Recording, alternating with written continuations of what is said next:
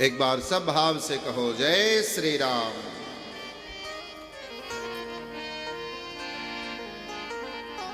सज्जनों, कथा हमारे जीवन में यह सिखाती है कि हमारे जीवन का लक्ष्य क्या होना चाहिए। हमारे जीवन का लक्ष्य क्या हो? क्या हमारे जीवन का लक्ष्य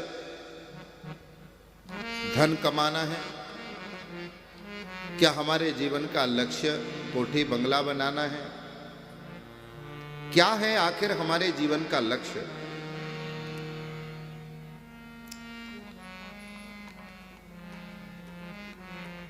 बचपन से छोटे से बच्चे को पढ़ाते हैं, बच्चा बड़ा होता है, माँ बाप मन में सोचते हैं थोड़ा पढ़ लिख जाएगा तो नौकरी लग जाएगी, नौकरी लग जाएगी तो 10, 20, 25, 50 हजार रुपए की, लाख रुपए की नौकरी लगेगी, हमारा बच्चा जिंदगी भर सुखी रहेगा।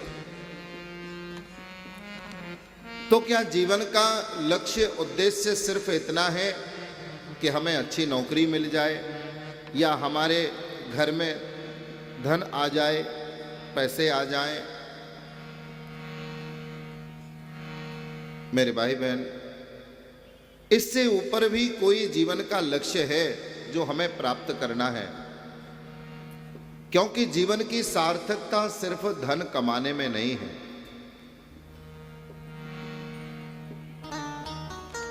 अगर धन से ही लोग सुखी होते तो बैंक मैनेजर के पास तो नोटों की गड्डियों का ढेर लगा रहता है? कितने ऐसे लोग हैं जिनको ये नहीं पता कि उनके घर में कितना धन है, कितने नोट हैं, लेकिन फिर भी दुखी हैं। करोड़ों रुपए की गाड़ी में घूमते हैं, करोड़ों अरबों रुपए के बंगले में रहते हैं, लेकिन फिर भी दुखी हैं, फिर भी तृप्ति नहीं है, फिर भी कुछ और चाहिए। तो विचार करें कि भैया इस जीवन की उपलब्धि किस बात में है, इस जीवन में आखिर हमें करना क्या चाहिए, हमारे जीवन का लक्ष्य क्या होना चाहिए? क्या हमारे जीवन का लक्ष्य धन होना चाहिए? बोले नहीं नहीं, जीवन का लक्ष्य धन बिल्कुल नहीं हो सकता। किसी ने कहा साहब धन से सुखी हो जाएंगे, खूब सारा धन घर में आ गया लेकिन फिर भी सुखी नहीं हुए।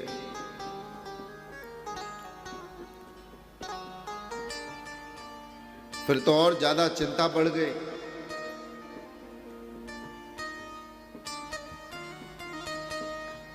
तो क्या करें, हमारे जीवन का लक्ष्य क्या हो? मेरे भाई बहन, जो कुछ इस संसार में दृश्यमान है, जो कुछ भी दिखाई दे रहा है, चाहे वो वस्तु हो, कोई स्थान हो, वो हमारे जीवन का लक्ष्य कदापि नहीं हो सकता। हमारे जीवन का लक्ष्य तो केवल और केवल हमारे परमात्मा, हमारे प्रभु, हमारे इष्ट के चरणार विंद ही हैं। इस जीवन का लक्ष्य यही है कि इस मनुष्य शरीर को प्राप्त करके भगवत चरणों में रति हो जाए, प्रीति हो जाए, और भगवत चरणों की प्राप्ति करना ही इस मनुष्य के जीवन का सबसे बड़ा उत्तम लक्ष्य कहा गया है।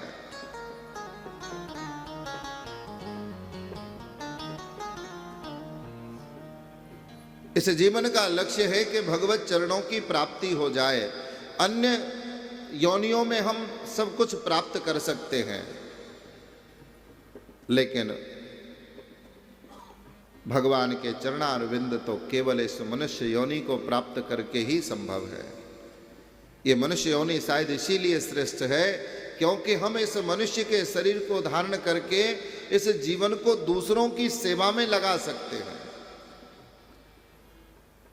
इस जीवन से हम हजारों लाखों लोगों के जीवन में उजाला कर सकते हैं, यदि व्यक्ति मन में दृढ़ संकल्प, दृढ़ इच्छा कर ले।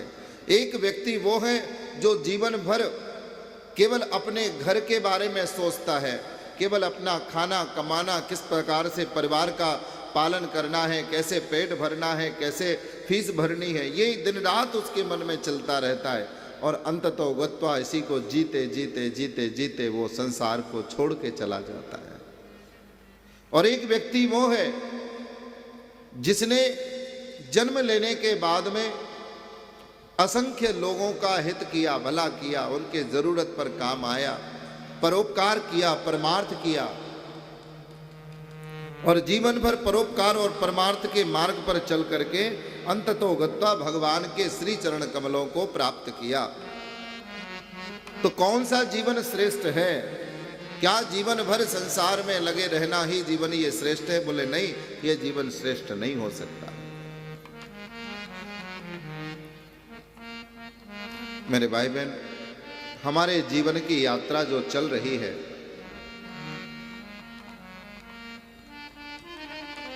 कोई 10 साल का है, कोई 20 साल का है, कोई 25 साल का है, 50 साल का है। अगर हमसे पूछा जाए कि हम कितना चले, कितना आगे बढ़े, कितना चले,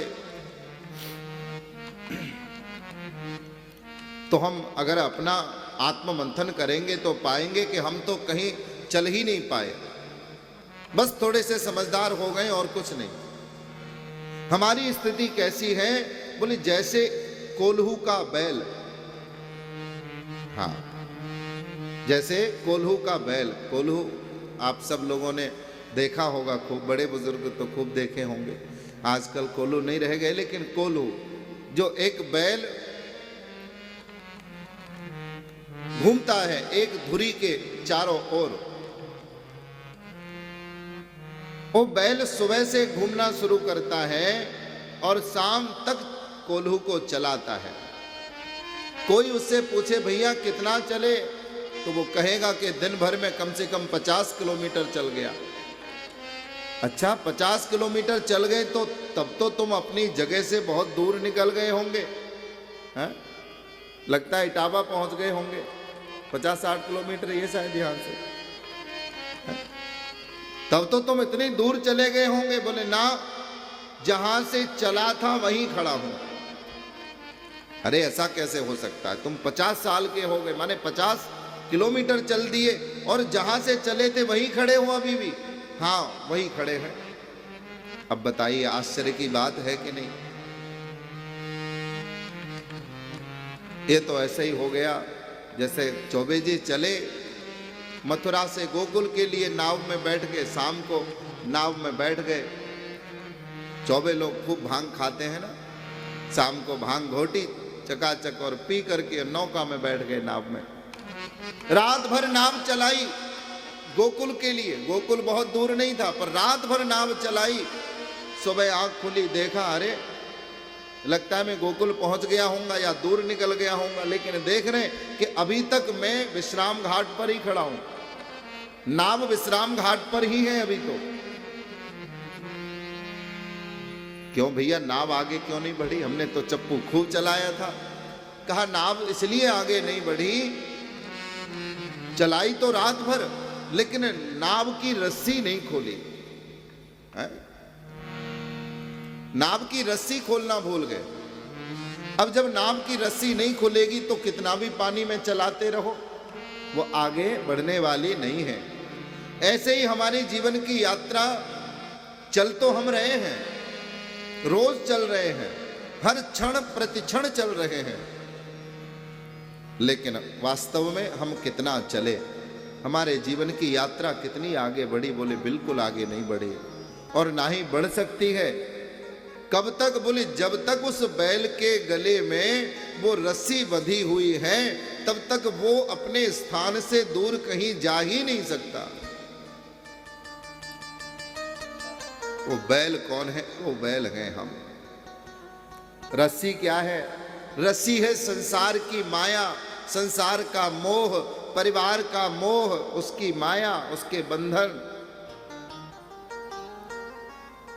किसी से कहो भैया वृंदावन आना दर्शन करने के लिए, अरे महाराज कहाँ वृंदावन जाए, हमारा तो यही वृंदावन बन रहा है। क्यों, क्या हुआ भैया? अरे क्या करें, घर में देखना पड़ता है, बच्चों को देखना पड़ता है, परिवार को देखना पड़ता है, खेत को देखना पड़ता है, कहीं जाने की फुर्सत ही नहीं होती। भैया तुम यही पड़े पड़े देखते देखते मर जाओगे, कहीं नहीं जा पाओगे। तुम्हारी यात्रा जहां से शुरू हुई वहीं पर खत्म हो जाएगी।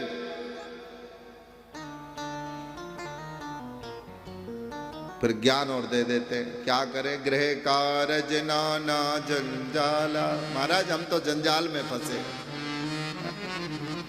तीर्थ दुर्गम सैल विसारा, तीर्थ तो दुर्गम हो गए हमारे लिए, कहीं आ जा नहीं सकते। अरे मेरे भाई बहन, आपने जन्म लिया है, देखिए बाहर की बात छोड़ दो, इस भारत भूमि में ही कितने दिव्याति दिव्य ऐसे स्थान हैं, ऐसे तीर्थ हैं, ऐसे पवित्र स्थल हैं जहां पर बैठ करके आज भी भगवान के होने की अनुभूति वहां प्राप्त होती है, जहां साक्षात भगवान आज भी विराजमान है।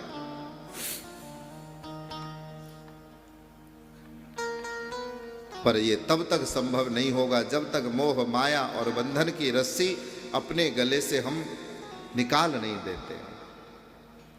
करना क्या है कि सबकी ममता ताग बटोरी, सबकी ममता ताग बटोरी, सबकी ममता ताग बटोरी, सबकी ममता ताग बटोरी, मम पद मन ही बांधे पर जोरी, मम पद मन ही बांधे पर जोरी, सबकी ममता ताग बटोरी, सबकी ममता ताग बटोरी, मम पद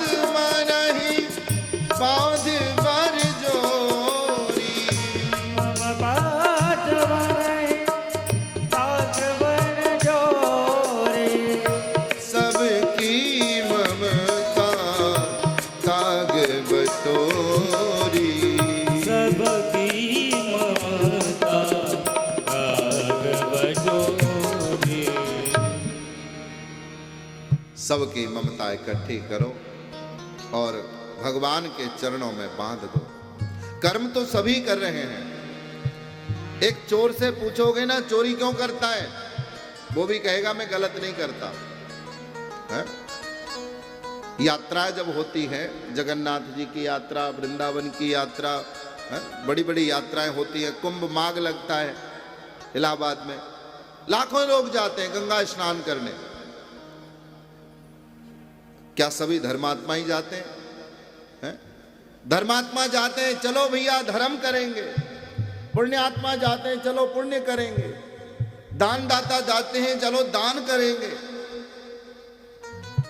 रसिक श्रोता जाते हैं, चलो सत्संग सुनेंगे। और चोर भी जाते हैं, चलो वहीं चोरी करेंगे। जेब कतरे भी जाते हैं, चलो वहीं जेब काटेंगे।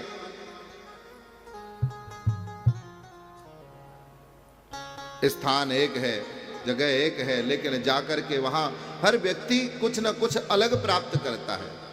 जाकी रही भावना जैसी, जिसकी जैसी भावना हो वहां उसको वैसा ही मिलता है। किसी धर्मात्मा से पूछा, भैया तू इतना दान करता है, कभी धन का दान, कभी वस्त्र का दान, कभी अन्न का दान, कभी जल पिलाता है, कभी किसी को भोजन कराता है, कभी किसी जरूरतमंद की सहायता करता है, कभी तू महाराज प्याऊ लगाता है, कभी भंडारा कराता है, आखिर तू चाहता क्या है? धर्मात्मा कहता है मैं ये सब धर्म कर्म करके प्रभु को प्रसन्न करके भगवान के चरणों को प्राप्त करना चाहता हूं, अंततो गत्वा में सुखी होना चाहता हूं। और किसी अधर्मी से पूछो, भैया तू चोरी क्यों करता है, जेब क्यों काटता है, क्यों लोगों की हत्या कर देता है, क्यों लोगों को मारता है? बोले महाराज मैं ये सब करके चाहे धन इकट्ठा कर रहा हूं, चाहे संपत्ति इकट्ठी कर रहा हूं, किसी भी प्रकार से ये न केन प्रकारेण मैं सुखी होना चाहता हूं। चोरी क्यों कर रहा है? पैसे आ जाएंगे सुखी हो जाऊंगा। किसी की बेईमानी क्यों कर रहा है? बोले प्रॉपर्टी मिल जाएगी सुखी हो जाऊंगा। लेकिन दोनों के जीवन को देखें, क्या अधर्मी अधर्म करके सुखी हो सकता है? नहीं हो सकता। भले लाखों की करोड़ों की हेरा फेरी कर ले, लेकिन अंततो गत्वा महाराज उसे भयभीत, भय मन बना ही रहता है उसका। पता नहीं कब क्या हो जाए। और संसार जानता है कि अधर्मी अधर्म करने के पश्चात में अंततो गत्वा वो नरक की यात्रा करता है, और धर्मात्मा धर्म कर्म करने के बाद में अंत में सुख पूर्वक इस संसार को छोड़कर भगवान के धाम को जाता है। एक बार सब भाव से कहो जय श्री राम। आवाज नहीं आई अभी, फिर से कहो जय श्री राम।